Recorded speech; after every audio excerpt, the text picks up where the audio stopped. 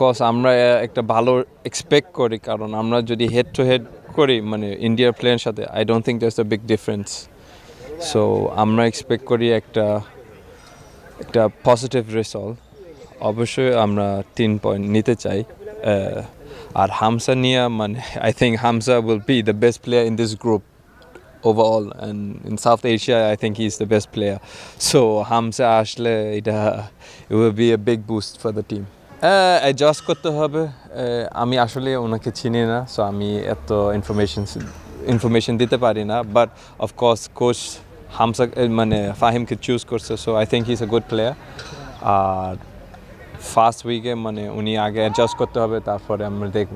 এটা তো একটা পজিটিভ থিং না, কারণ সারা ওয়ার্ল্ডে মানে অনেক বাংলাদেশি খেলোয়াড় আছে আর প্লেয়ার আছে যেটা বাংলাদেশে ন্যাশনাল টিম রিপ্রেজেন্ট করতে চায়।